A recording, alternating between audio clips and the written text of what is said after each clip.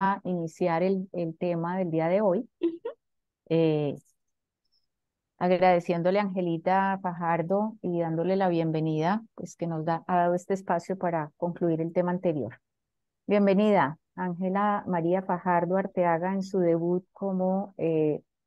nueva residente rotante de CORE. Muchas gracias, doctora. Bueno, entonces, como nos dijo la doctora, hoy vamos a empezar a hablar de consideraciones tomográficas en cirugía refractiva. Entonces, para iniciar, vamos a hablar de que tradicionalmente solo había preocupación por el poder de reflexión de la luz, es decir, por la refracción al momento pues de hacer una cirugía refractiva. Sin embargo, en la cirugía refractiva moderna y de lentes intraoculares, la no uniformidad de la córnea es muy importante y aquí va a ser muy importante la dispersión de la luz axial y, como les dice, la irregularidad corneal, que están íntimamente relacionadas con la calidad visual. Entonces, digamos que el término más importante hoy en día en cuanto a cirugía refractiva se trata es hablar de calidad visual más de que hablar de una visión 20/20. Entonces, como mencionaba, en oftalmología tradicional necesitábamos saber la refracción únicamente, pero actualmente hay un enfoque en valorar la falta de uniformidad de la córnea y con ello mejorar la calidad visual. Entonces, antes de abordar el tema, se hace necesario hablar de la contribución de la película lagrimal, lo cual es esencial para asegurar una buena calidad óptica de la superficie corneal, ya que el epitelio corneal tiene una superficie rugosa con poca calidad óptica y que en este contexto la lágrima lo que hace es cubrir esas rugosidades e imperfecciones epiteliales, siendo fundamental para la calidad visual. Entonces, cualquier cambio en las aberraciones ópticas por ruptura o alteraciones en la película lagrimal va a reducir la calidad de la imagen, y en esta imagen podemos ver un caso similar a uno de los que nos presentaron Oriana y Katherine en la sesión anterior, donde como esa película lagrimal con el transcurso de los segundos se ve afectada y puede afectar pues los índices tomográficos en ese paciente. Entonces, digamos, para la cirugía refractiva, ¿por qué es importante? Porque si identificamos un paciente que tiene un ojo seco no tratado, un ojo seco marcado, antes de decirle si te puedo operar o si te voy a operar, es importante hacer un tratamiento de su ojo seco, hacerle un seguimiento, después de eso tomarle los estudios de protocolo pues para la cirugía refractiva y con ello ya definir si se puede operar, ya que si le enviamos los estudios, por ejemplo, la tomografía, cuando el paciente no ha sido tratado de su ojo seco, probablemente vamos a ver un patrón alterado y vamos a decirle que pues no se puede operar. Entonces, esto para decirles que la calidad visual se ha vuelto la medida de excelencia en la práctica diaria de la cirugía refractiva y facorrefractiva, lo cual ha hecho indispensable que nosotros como estudiantes y pues nuestros doctores comprendan los conceptos adecuados de tomografía, aberrometría y todas las nuevas tecnologías con las que contamos para mejorar esta calidad visual. Entonces, más o menos ya hemos hablado en las sesiones anteriores de los avances en la topografía corneal, lo cual nos ha permitido valorar no solo la cara anterior de la córnea, sino la posterior y tener otro tipo de tecnologías que nos ha permitido valorar en un conjunto mayor toda la córnea, y por eso pues se acuña el nombre de tomografía corneal. Entonces, como la vez pasada vimos que había como de pronto estamos muy acostumbrados a hablar del término topografía, les traje esta tabla que nos muestra como la diferencia entre topografía y tomografía. Y dado que nosotros en su mayoría hemos mostrado imágenes y hemos hablado de Galilei, que es con lo que contamos en la clínica, pues es importante que hablemos ya de tomografía, ya que esta nos permite valorar no solo la cara anterior de la córnea, sino también la cara posterior, como lo hemos visto en los casos. Entonces, como ya se había mencionado, la tecnología topográfica actual ha pasado por diferentes evoluciones, iniciando con los discos de Plácido, y estas tecnologías han ido evolucionando a tener el scanning slide, a tener el Shane plug, donde incluimos el Pentacam, y también en una combinación con los discos de Plácido, donde tenemos el Galilei. el cual nos permite realizar casi todas las mediciones que un cirujano refractivo va a requerir antes pues, de planear esta cirugía y que más o menos desde el 2015 va a tener 8 mapas que nos ayudan al diagnóstico de queratocono subclínico y a la valoración de la superficie posterior de la córnea. Tenemos pues también otras imágenes adicionales como el ultrasonido y el OCT de segmento anterior, pero pues eso no es para el término de esta charla. Y adicionalmente quería contarles pues como algo adicional que encontré sobre esta tecnología actual y es este topógrafo de Cassini,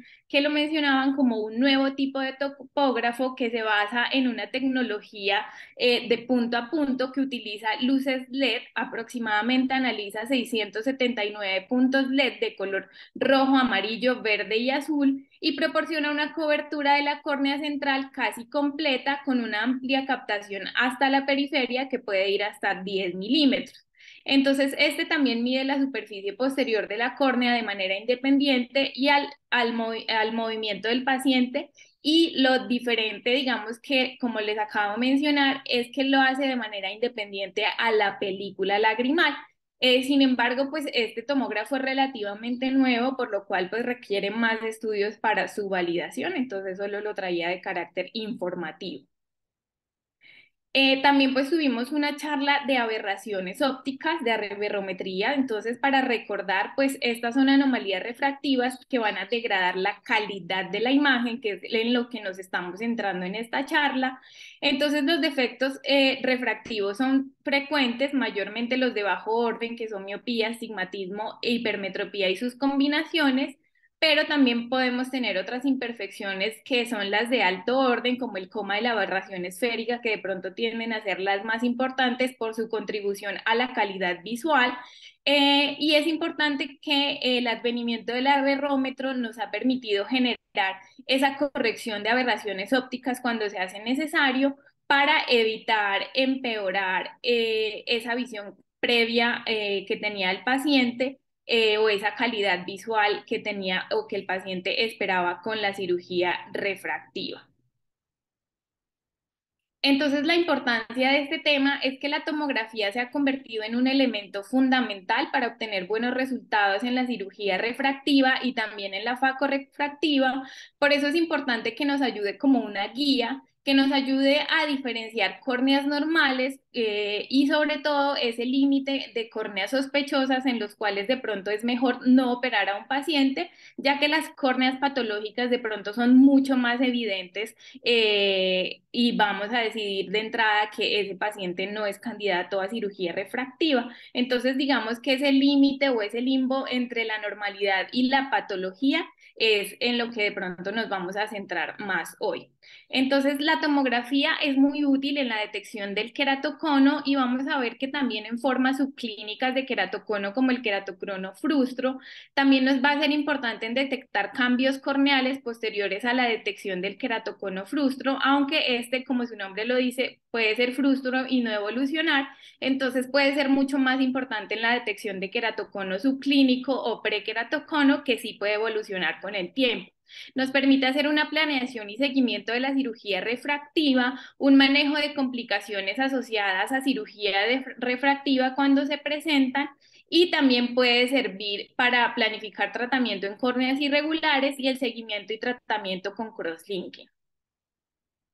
Entonces ya sabemos que la tomografía cuenta con diferentes mapas de elevación y como esto ya lo vimos en la charla después de CATE, no vamos a profundizar en ello,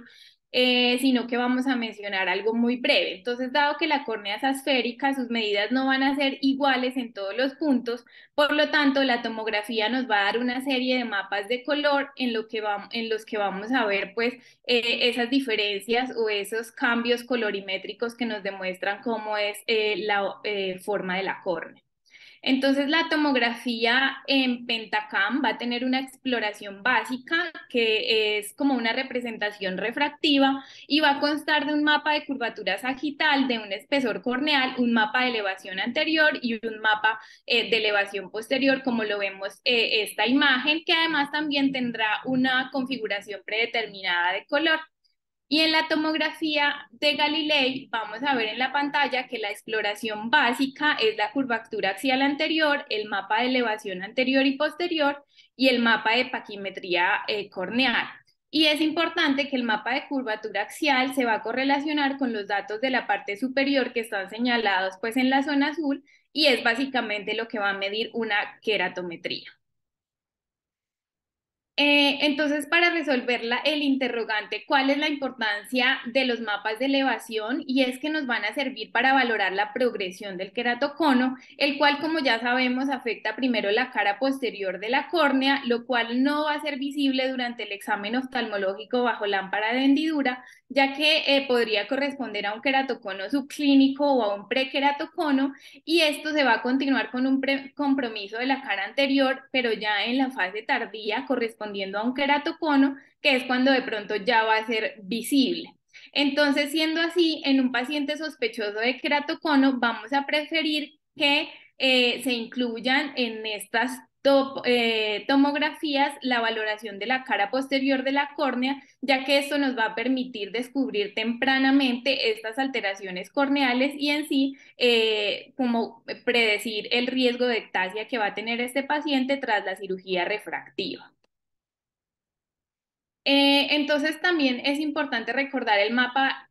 paquimétrico, que en el que Pentacam pues ya sabemos que toma las elevaciones y las analiza dándonos un valor de paquimetría, y este valor va a ser muy importante para el diagnóstico de ectasia y para valorar su progresión, y de pronto nos va a ayudar a decidir qué tipo de cirugía refractiva realizar, e incluso nos permite definir si el paciente puede ser beneficiario de un cross-linking. Y en cuanto al mapa paquimétrico de Galilei, este usa la escala universal de German, que nos permite ver el mapa de progresión de forma muy práctica. Entonces, la diferencia de espesor entre el centro y la periferia normalmente es de 200 micras. Eso más o menos indica que va a tener aproximadamente 10 pasos cada salto, entonces basta más o menos con trazar una línea blanca como la que vemos ahí y contar los pasos para saber la progresión paquimétrica y la distribución simétrica o asimétrica del espesor corneal. Entonces, si aparecen, como les dije, más de 10 pasos, se debe a un adelgazamiento corneal central o a un engrosamiento periférico que puede ser, por ejemplo, secundario a edema. Entonces, el índice de progresión paquimétrica en Galilei se va a calcular restando el espesor del punto más delgado del espesor en cualquier punto y dividiendo el resultado entre la distancia de ambos, que es la línea blanca que se traza en toda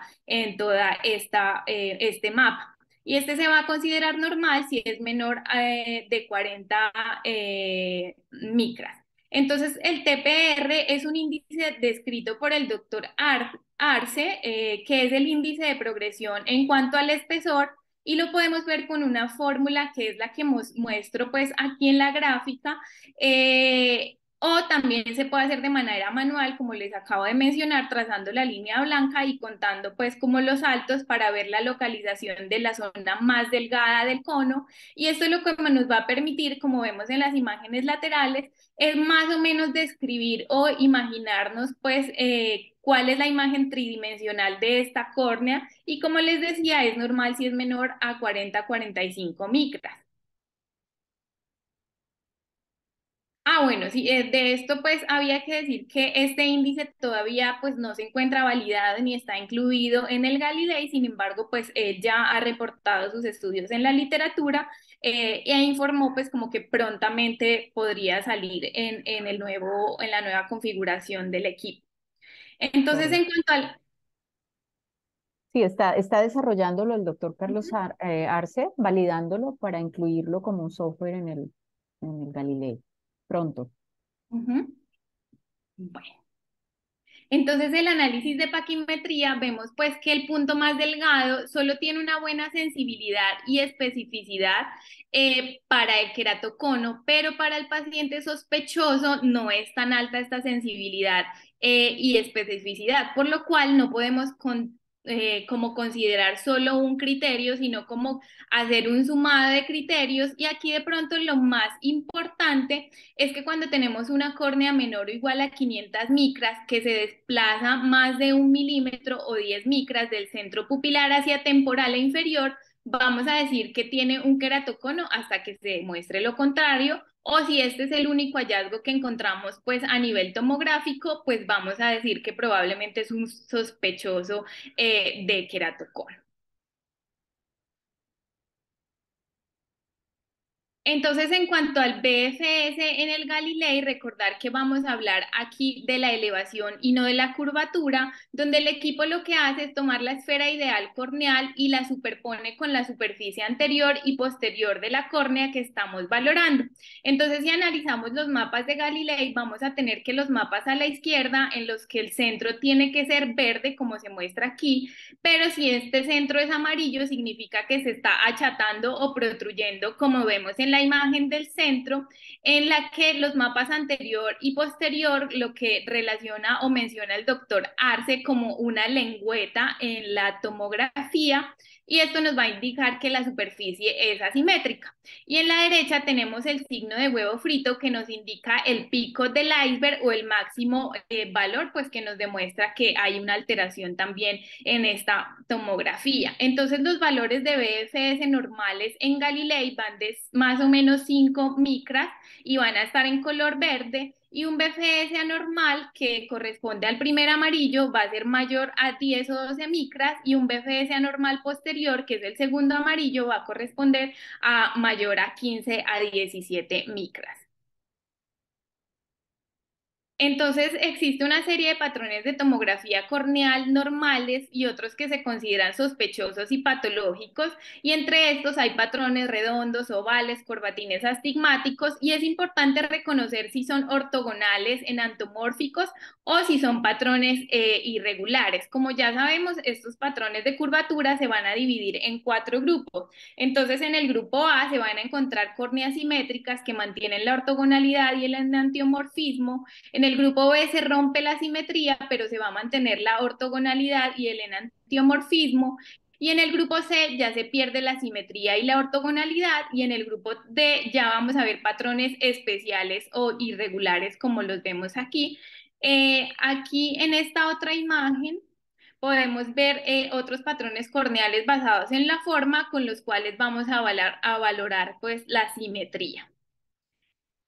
Entonces es importante recordar que al modificar la prolacidad de la córnea, la aberración esférica se va a negativizar, la excentricidad va a aumentar en dirección a 1 y la esfericidad se va a negativizar en dirección a -1. Entonces los 3 patrones corneales basados en la esfericidad, la excentricidad y la aberración esférica están directamente relacionados, como lo acabo de mencionar. Otra cosa importante que quería recordarles es el coeficiente de esfericidad o excentricidad al cuadrado, donde el coeficiente Q ya sabemos que describe el cambio en la curvatura de la córnea desde el punto central hacia la periferia, y las córneas normales tienen un valor aproximado de Q negativo que va de -0,3 a -0,15 aproximadamente. Ya sabemos que la córnea normal es asférica y ligeramente alargada cuando se compara el centro con la periferia. Y entonces este coeficiente nos muestra si una córnea es más oblata o prolata, según sea positivo o negativo la curva en el centro con respecto a la periferia. Entonces ya sabemos que un Q igual a 0, la córnea es esférica, es decir, no hay diferencia entre los radios centrales y periféricos. Un Q menor a 0 o sea negativo, va a ser una córnea prolata, que es la córnea normal, y un Q mayor a 0 es positivo y es una córnea oblata. Entonces esto es importante recordarlo, ya que tras la cirugía refractiva se nos van a presentar unos cambios en este coeficiente de esfericidad, y recordar pues que en el reporte nuestro debemos cambiar el signo para evaluar la esfericidad correctamente. Entonces se sabe que el valor de Q en una córnea no tratada, como les mencioné, está entre más 0,50 a menos 0,88, con un valor medio de -0,25. Entonces, el desarrollo de un ajuste de Q en la ablación con el excimer láser nos permite mejorar la calidad visual en condiciones mesópicas y escotópicas, dado que las aberraciones esféricas van a depender en parte del tamaño pupilar. Entonces, por cada dioptría de miopía tratada, va a haber un incremento de más 0,18 micras al valor de Q, y así se ha demostrado que en la ablación miópica hay un cambio positivo en la esfericidad y también en la aberración esférica. Y por cada dioptría de hipermetropía tratada va a haber una inducción de menos 0,17 al valor de Q. En este caso lo que ocurre es pues que hay un cambio negativo en la esfericidad. Entonces, para recordar algunos índices tomográficos, el KPI va a simular el porcentaje de probabilidad del queratocono basado en una superficie del análisis anterior. Entonces, un valor mayor al 20% va a ser sugestivo de queratocono, y de este vamos a hablar un poquito más adelante. Entonces, el CAPROP, que es el índice de probabilidad del queratocono, va a tener un límite que va a ser aproximadamente el 20%. Aquí podemos ver como un valor que encontré entre paciente normal y queratocono que podría ser sospechoso. Sin embargo, realmente no han demostrado que este valor más o menos entre 13 a 26 para pensar en prequeratocono tenga una buena sensibilidad y especificidad, y es por eso pues que hay que valorar todos los índices. Entonces, el CLMIA es aproximadamente mayor a 1,4, se puede considerar como sospechoso. Sin embargo, otros autores lo ponen como un valor más alto, entonces pues digamos que menor a 1,4 se puede considerar como normal. Las asimetrías se van a ver en la superficie anterior en índices como el I-S, que se va a calcular restando el valor superior al inferior, y el valor normal es menor a 1,4, pero ahorita vamos a hablar un poquito más de él porque pues como que hay que tener especial cuidado. Y el porcentaje de probabilidad de queratocono se va a definir como el umbral óptico óptimo para detectar el queratocono, y el valor de corte recomendado para el queratocono clínico es mayor a 20, mientras el corte para queratocono lo consideran entre 15 y 20, pero realmente este no distingue los pacientes prequeratoconos de los pacientes normales. Entonces, el CLMIX es uno de los mapas más completos e importantes de Galilei, ya que es un análisis vectorial de todos los mapas de curvatura anterior, posterior, paquimetría y mapas de elevación, y nos va a llevar a una escala de probabilidad colorimétrica de queratocono como la vemos aquí. Entonces, este va a encontrar la ubicación y la magnitud de curvatura del cono y va a tener un potencial de rastrear la progresión de la enfermedad a través de la magnitud de la curvatura del cono, pero es bajo para la detección del queratocono subclínico, como vamos a ver más adelante. Entonces, su valor normal pues no debe pasar del 25% o de la columna de color verde. Y en cuanto a la aberrometría, como les había dicho, cuando se empezó a hacer cirugía refractiva, esta mostró ser muy eficaz para corregir los defectos refractivos. Sin embargo, se empezó a ver que pacientes con visión excelente, que la consideramos como 20/20, se quejan de mala visión, especialmente nocturna. Entonces, a raíz de eso se comprendió que la cirugía refractiva corregía con éxito las aberraciones de bajo orden, pero esto tenía un efecto secundario en las aberraciones de alto orden, generando un incremento significativo de ello, especialmente en la aberración esférica. Entonces, con el advenimiento de los aberrómetros, aparecieron perfiles de ablación que no generan aberraciones de alto orden o que nos permiten hacer correcciones aberrométricas que van a disminuir esos síntomas molestos que puede presentar en el paciente. Entonces, ¿qué es importante recordar aquí? Que no todas las aberraciones deben ser corregidas, ya que al corregir algunas aberraciones, digamos las más importantes para el paciente, se va a generar una corrección o neutralización de otras aberraciones. Entonces, digamos que esto debe ser individualizado. Antes esa corrección aberrométrica se realizaba de forma manual, pero esto hoy se le puede, pues, como decir al equipo que se haga de manera automatizada. Sin embargo, hay que recordar que esta corrección aberrométrica está directamente relacionada y es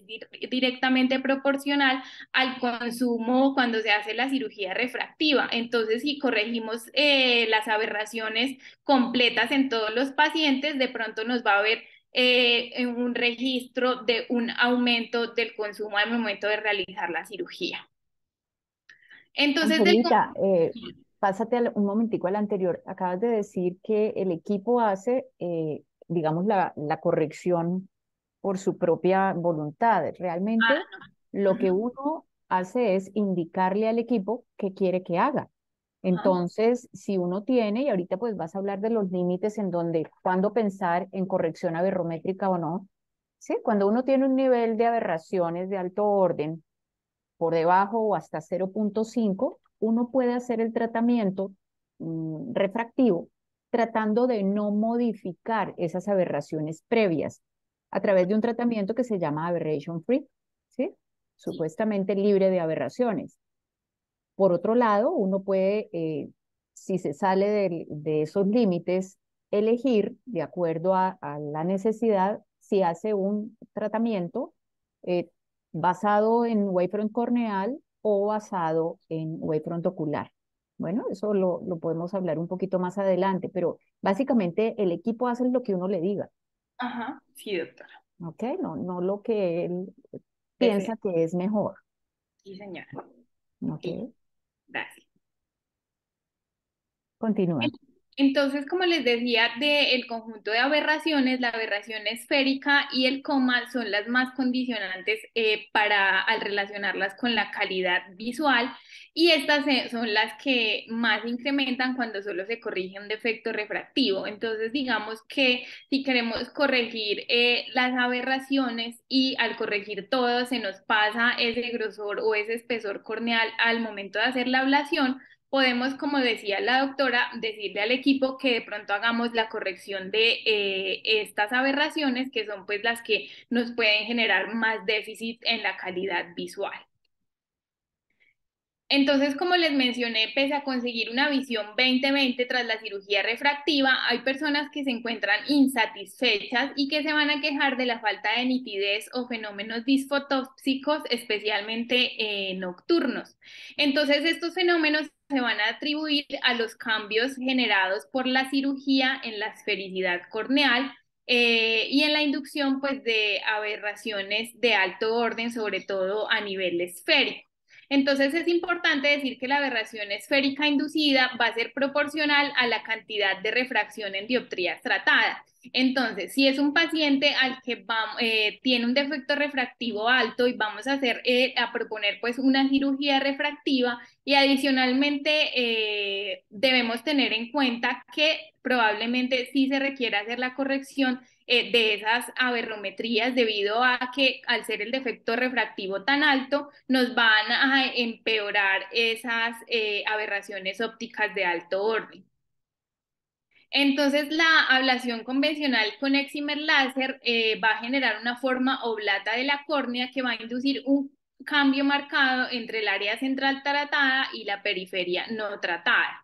Entonces, por lo mencionado, las plataformas del excimer láser están diseñadas para minimizar las aberraciones que se inducen e incluso puede compensar las preexistentes, ya que este cuenta con un software que permite modificar el factor Q, que como les decía, esto va a permitir mejorar la aberración esférica inducida y va a prevenir los fenómenos disfotóxicos. Entonces, hay diferentes algoritmos de ablación para minimizar esos cambios postoperatorios en lo cual lo que se va a hacer es optimizar la esfericidad de la córnea tratada y se va a dejar más oblata en casos de ablaciones miópicas y más prolata en casos de ablaciones hipermetrópicas. Entonces, esa minimización de la inducción de las aberraciones se va a conseguir incrementando los pulsos de energía a nivel periférico, es decir, con la ampliación de la zona óptica, generando un buen resultado visual y disminuyendo pues el aumento de esas aberraciones de alto orden.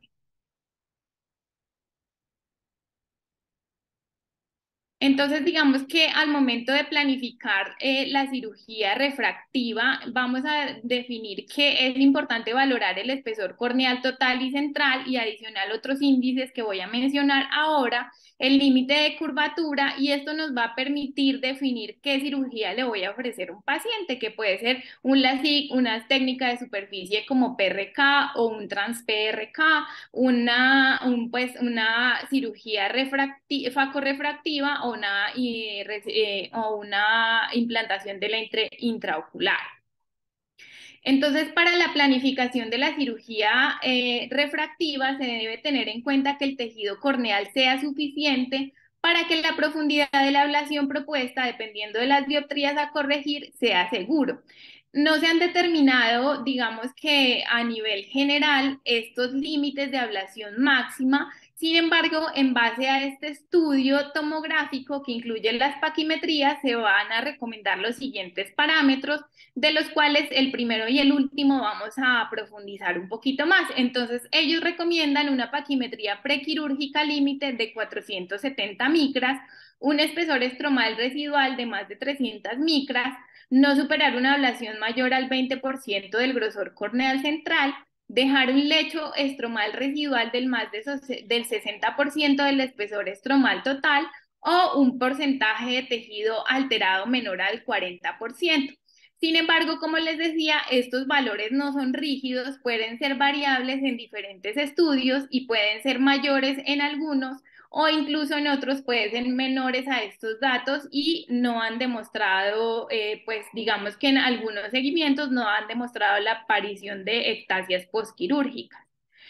Entonces, en cuanto al I-S el doctor Navarro nos aporta el índice NICE, que es como un tamizaje para valorar el riesgo de ectasia corneal en pacientes candidatos a cirugía refractiva, en donde vamos a tener en cuenta especialmente que el espesor corneal mayor a 520 es como el espesor corneal ideal, pero un valor menor a ese, como vemos aquí, ya le daría una puntuación de 2 o 3, o menor a 500, como les reportado en la diapositiva anterior, ya nos representa un factor de alerta al momento de realizar la cirugía refractiva, ya que tendría un riesgo aumentado de ectasia corneal posoperatoria. Igualmente, el I-S, como les mencioné previamente, se toma como normal menor a 1.4. Sin embargo, en base pues como a esta escala, un valor A1 ya nos debe poner en alerta y debemos correlacionar con el resto de los índices, dado que si otros índices se encuentran alterados, podemos decir que este paciente tiene algún riesgo de ectasia corneal postoperatoria. Entonces, después de realizar la escala, vamos a valorar que no tiene riesgo un paciente que está ubicado en la primera columna, que es la columna 1, y va a tener riesgo cualquier paciente desde un puntaje en la columna 2 en adelante. Y para hablar entonces adicionalmente del PTA, este es un artículo publicado en 2016 por el doctor Marconi Santiago, que es profesor de la Universidad Federal de Río de Janeiro, y él menciona que es importante tener en cuenta el espesor corneal prequirúrgico, la profundidad de la ablación, el espesor del flap de la SIC, pero afirma que el índice PTA, que es el porcentaje de alteración de los tejidos, es mucho más importante que los otros índices mencionados, al ser una medida más precisa como factor de riesgo de ectasia posterior a la SIC. Entonces el PTA se deriva de esta ecuación, que es igual al espesor del flap de la SIC más la profundidad de la ablación sobre el espesor corneal central. Entonces estos estudios indican que hay una evidencia científica suficiente para que un alto valor de PTA, que se considera mayor al 40% como anormal, está asociado significativamente a una ectasia en pacientes con tomografía corneal normal en el periodo prequirúrgico. Entonces, en las gráficas que vemos aquí, que son pues como del estudio del doctor Santiago, nos indica en la izquierda que es una gráfica de prevalencia de factores de riesgo en ojos con ectasia post-LASIK, y el porcentaje de alteración de los tejidos o el PTA es el factor de riesgo más prevalente en comparación con otros factores de riesgo que evaluaron aquí, como el lecho estromal residual delgado, la edad, el bajo espesor corneal central y la alta miopía. Y en la gráfica derecha podemos ver que tiene un mayor puntaje en cuanto a la evaluación de odds ratio, comparando con otros estudios o con otros factores de riesgo, lo que le va a dar una mayor capacidad pronóstica a este índice para el riesgo de ectasia corneal posoperatoria.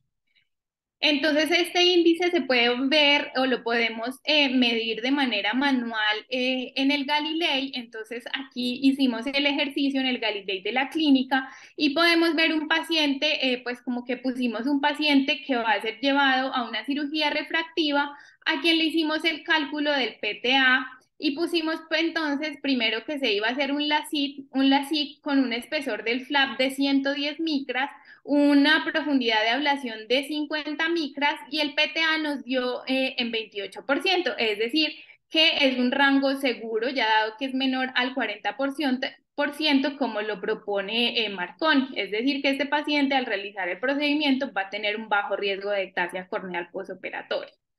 Después, Angelita, aquí el Galilei calcula con base en el mínimo espesor, ¿no? Que es lo que uno, si no tiene el Galilei, puede tratar de hacerlo, buscar en la topografía el mínimo espesor, ¿sí? Y calcularle el 40%. Y ese 40% tiene que incluir, como tú lo dijiste, el espesor del flap si uno hace la SIC, o el espesor del epitelio si hace superficie, más lo que uno va a ablacionar. ok. ¿Mm? Entonces aquí hicimos como un segundo ejercicio donde pues era el mismo paciente, el mismo efecto refractivo, a quien también se proponía realizar la SIC con un flap de 110 y lo que hicimos fue aumentar la ablación a 120 micras, con lo cual nos dio un valor de 40%, es decir, un valor limítrofe para lo que reporta Santiago. Entonces ya evidenciamos que de todas maneras nos marca un cambio de coloración en el mapa, es decir, que ya es como un límite que podría ser un factor de riesgo para ectasia post-LASIK. Y aquí lo que hicimos posteriormente es como decir que al paciente ya le íbamos a hacer una cirugía de superficie y le íbamos a hacer una ablación de 120 micras y nos dio un PTA de 31, lo cual nos indica pues un bajo riesgo de desarrollo de ectasia postquirúrgica. Entonces, digamos que esa línea media entre las tomografías normales y las tomografías patológicas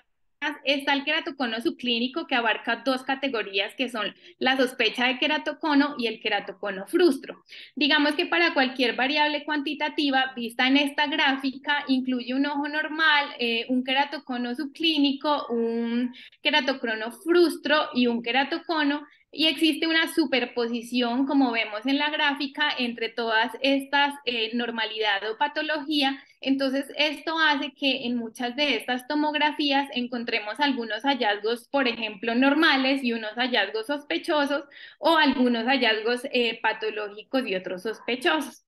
Entonces el prequeratocono durante la evolución a lo largo de los años empieza a presentar cambios iniciales de queratocono. ¿Y por qué es importante conocer estos términos? Porque el cirujano refractivo que se encuentra en la primera línea de detección del queratocono a menudo se queda con las preguntas de si es seguro realizar la SIC en este ojo que nos muestra no totalmente patológico, pero no totalmente normal, o si este ojo de pronto va a ser susceptible al resultado de una ectasia después de la cirugía refractiva.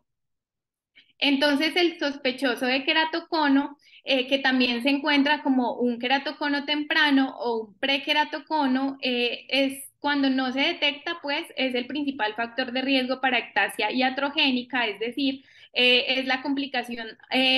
frecuente posterior a una cirugía refractiva y es muy difícil de manejar. Se han propuesto muchos parámetros para ayudar a diferenciar las córneas normales de las que tienen sospecha de queratocono, pero esto es muy difícil dado que pueden presentar mucha similitud con córneas normales o con córneas ya con ectasia, pero sería mucho más fácil en ese caso decirle al paciente que no es candidato a la cirugía refractiva. Eh, pues la tomografía en estos pacientes nos puede hacer la confirmación del diagnóstico, sin embargo, como vamos a ver, no hay unos índices establecidos para su diagnóstico. Entonces, inicialmente el término de sospecha de queratocono se usó para describir pacientes con alto riesgo de progresión a queratocono, basándose simplemente en una impresión subjetiva. Y el término entonces se dejó para córneas con algunas características tomográficas evocadoras de queratocono, pero que no nos llegan a hacer el diagnóstico de queratocono. Entonces, por ejemplo, en la imagen podemos ver un mapa de curvatura axial en una tomografía de plácido que nos muestra un corbatín asimétrico asociado a un eje radial desviado que se podría considerar como un hallazgo de sospecha de queratocono. Entonces, digamos que para diferenciar el sospechoso de queratocono significa que el sospechoso es un verdadero positivo, es decir, este paciente puede progresar a la enfermedad, mientras el queratocono frustro se ha considerado como un falso positivo, es decir, probablemente tiene algunos hallazgos, pero este paciente realmente se encuentra sano. Entonces aquí tenemos un tipo de prequeratocono donde en la superficie anterior podemos encontrar una córnea que se ve realmente normal, pero en la superficie posterior tenemos una córnea hiperprolata con un epsilon cuadrado de menos 1,82 y los índices de asimetría posterior son totalmente normales. O sea, el resto, pues como si hiciéramos un análisis de la córnea anterior, pues de pronto ese paciente sería llevado a una cirugía refractiva. Y aquí tenemos también otro ejemplo que nos trae el doctor Arce, que nos permite ver en el BFS anterior el signo que él le denomina de huevo frito, que es un paso de colores que se asemejan a unas escaleras o a unas mesetas, y esto pues lo toman como un paciente sospechoso de queratocono.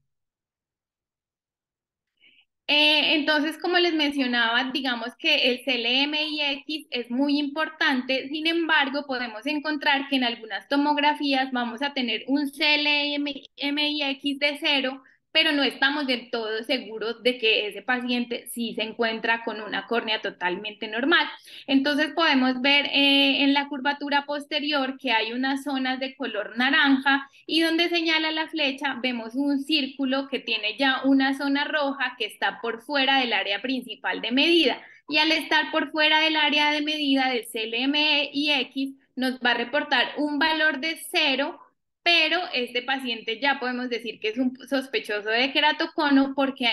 pese a que el CLMIX no se eleva, sí tenemos a nivel periférico, que es donde de pronto el equipo no mide ese valor para elevar colorimétricamente el CLMIX, entonces ya pues decimos que este paciente es un sospechoso de queratocono.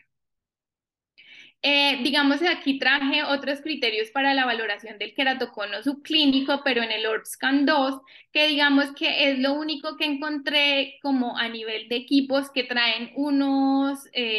parámetros reales del diagnóstico de queratocono subclínico, pero los voy a dejar ahí como a manera de información.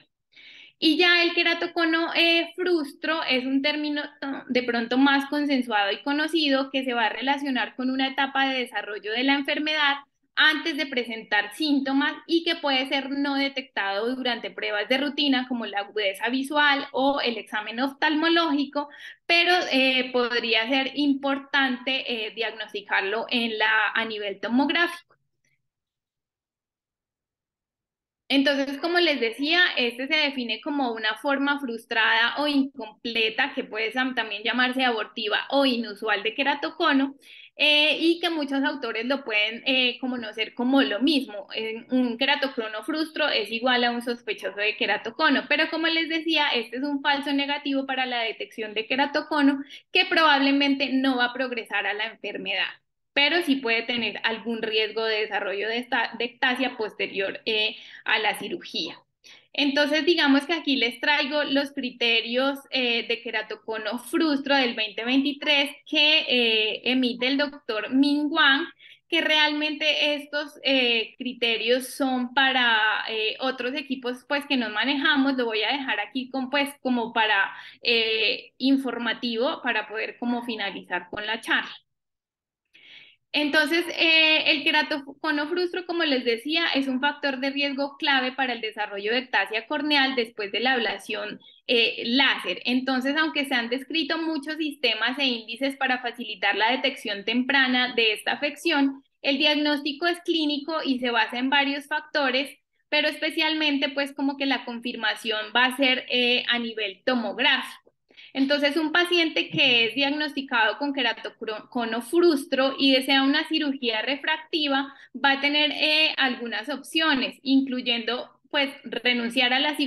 cirugía refractiva, dependiendo de la edad podría ser una facorefractiva o incluso hacer una cirugía láser combinada con crosslinking.